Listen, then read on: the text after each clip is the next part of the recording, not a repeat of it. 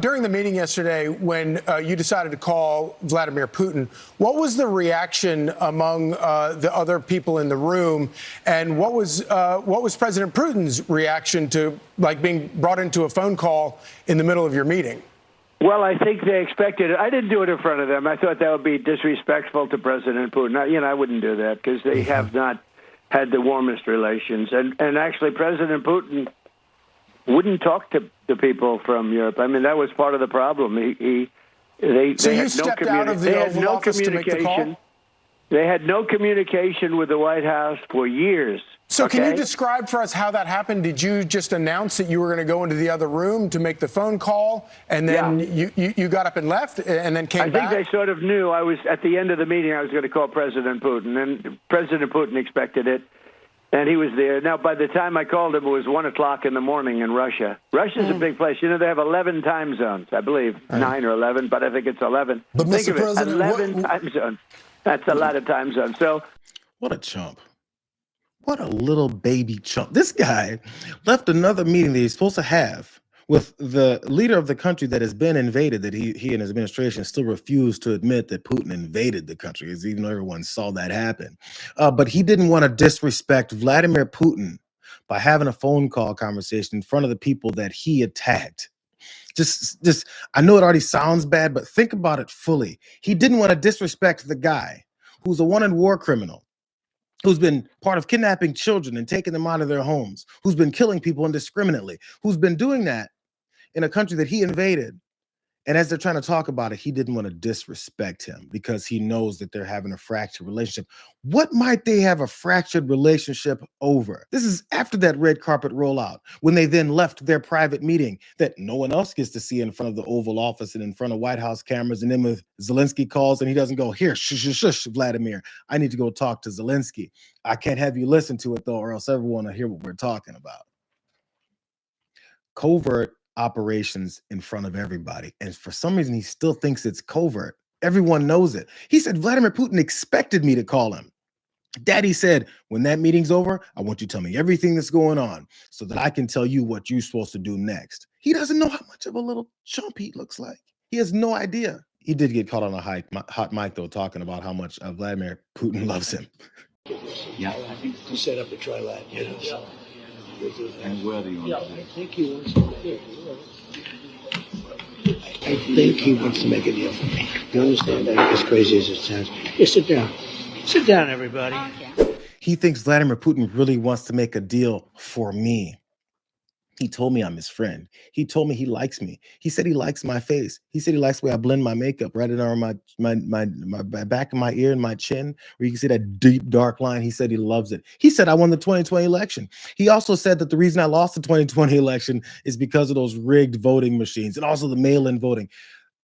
These aren't even things that are easy, that are hard to see the buttering up that's happening. But this dumb just laps it up.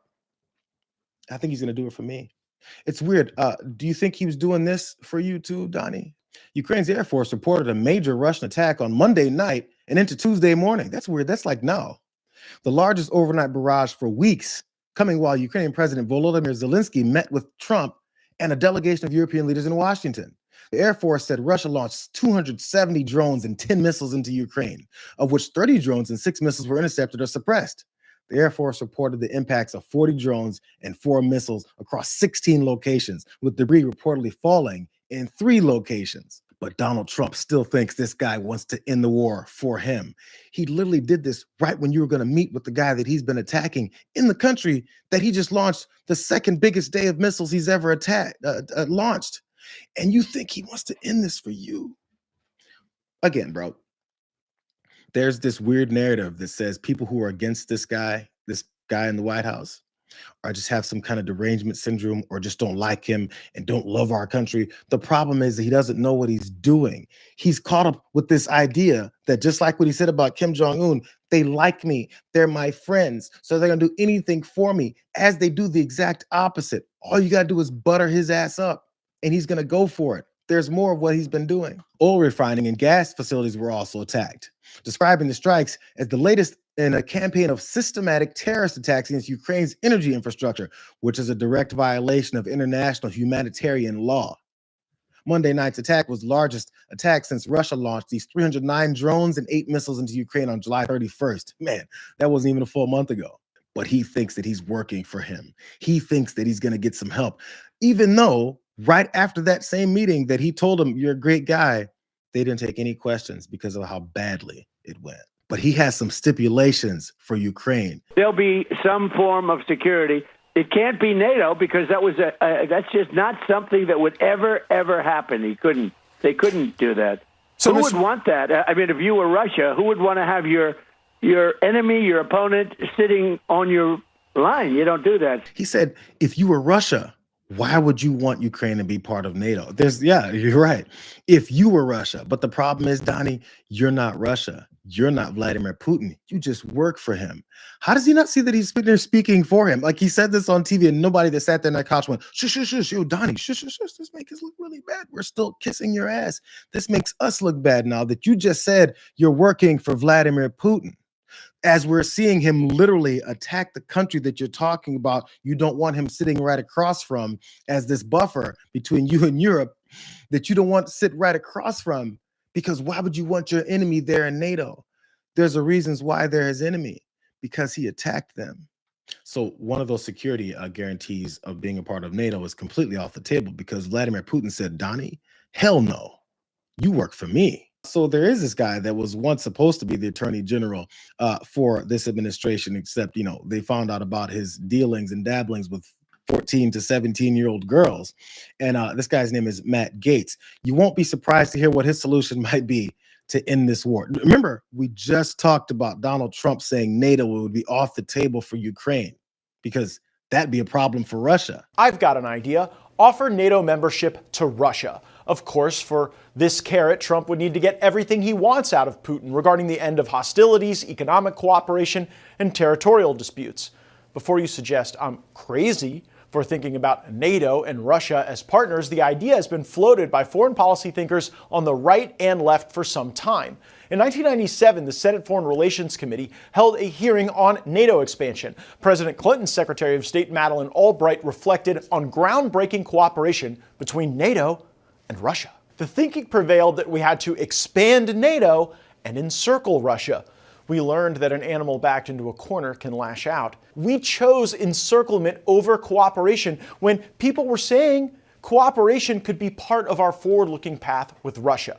Michael McFaul was President Obama's ambassador to Russia. In 2006, he wrote an article titled, "Why a Democratic Russia Should Join NATO." Again, this reinforces that NATO membership is an earned reward, not an entitlement. But why not give Russia a chance to earn it? NATO membership for Russia isn't coming tomorrow. But to make peace, everyone needs to give up something and get something. Everyone needs to feel safer in peace than at war. Making war is easy. All you have to do is attack. Making peace is hard. But at least the Trump administration is making progress. We believe that progress could and should ultimately lead to NATO expansion to Russia, if everyone behaves. That guy spoke for almost 5 minutes about breaking his case. He went to Madeleine Albright. He went to McFaul's points. He went to some other Republican senator from the early 2000s about all their points about adding Russia to NATO as a peace process. What is it about that? His points about Russia and them being maybe peaceful and want to be added to NATO. There is some history behind that. And I was like, I don't know much about that. So I did this weird thing. I read. And when I read, I found this out. The North Atlantic Treaty Organization, otherwise known as NATO that we're talking about, was created in 1949 in the aftermath of the Second World War to counter the Soviet Union. While NATO worked to establish a partnership with Russia following the end of the Cold War, this is the best part, all cooperation ceased when Russia annexed Crimea in 2014. So when there's peaceful things are going on, they're offering these opportunities to be in NATO. But, every time there's some kind of offering of peace in NATO, it was weird because, Putin did this thing and he didn't cooperate. Here's more. Here's more. I read this too. During President Vladimir Putin's time in power between 2002 and 2008, NATO and Russia participated in the NATO-Russia Council, the formal meetings of which came to an end, here's another good part, amid Russia's military action in Georgia in 2008. So now NATO's website states the Russian Federation is the most significant and direct threat to allies' security. Matt Gaetz says as long as we offer them all this stuff, they'll be great. Except it's been offered. He pointed out it had been offered in the past. He just neglected the part about how Russia didn't cooperate enough to be involved because they don't want it. Because the biggest threat to Russia doing the things that they're doing under Vladimir Putin is other folks stopping them. Here's the last stupid thing Donald Trump said about the potential agreements between Zelensky and Putin. Again, Zelensky and Putin. This is part of the whole deal that he was supposed to have broken down and have straight out outside of that ceasefire that he's since abandoned is this bilateral talks between them two. This is what he had to say about how great that's going. What has surprised you the most between Zelensky and Putin in terms of their strength or weakness of their position right now? Well, I think the fact that maybe they're getting along a little bit better than I thought. Otherwise, I wouldn't have set up the 2 meeting. I would have set up a 3, a trilat. But I think they're doing a little bit better. There's been tremendous bad blood. And again, this was all worked out by an administration that didn't have a clue. So we're setting up a meeting. I sort of set it up with Putin and Zelensky. And, they're the ones that have to call the shots. We're 7,000 miles away, in all fairness. What he really wants to point out is the relationship between Zelensky and Putin. I mean, they're getting along. It's getting a little bit better. I think it's getting a little bit better. I mean, they're okay. The problem is that the thing is that I've added them to this group. They're supposed to have meetings now. Do you guys want to know how good things are going between Zelensky and Putin, and how well Donald Trump is doing with putting this meeting together? Because I did some more reading. Trump, Zelensky, and European leaders all confirmed their support for a direct bilateral meeting between Zelensky and Putin. By the way, it's Trump, Zelensky, and European leaders said this.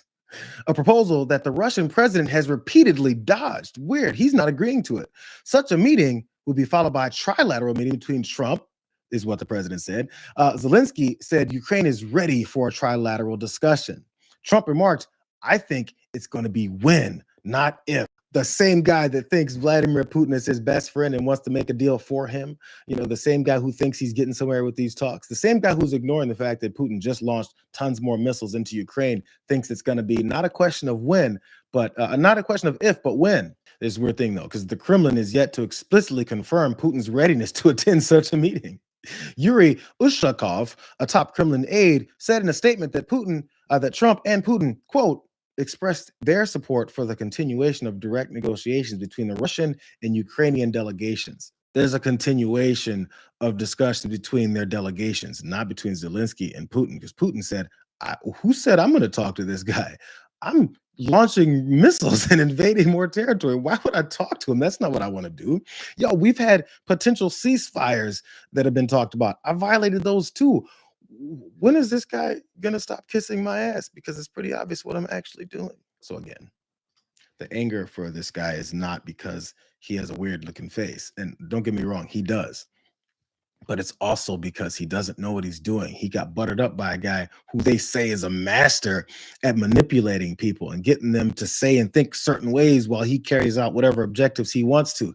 Except this one's easy. This is to go, hey, Donnie, you rub him on his chin. You go, hey, Donnie, I like you.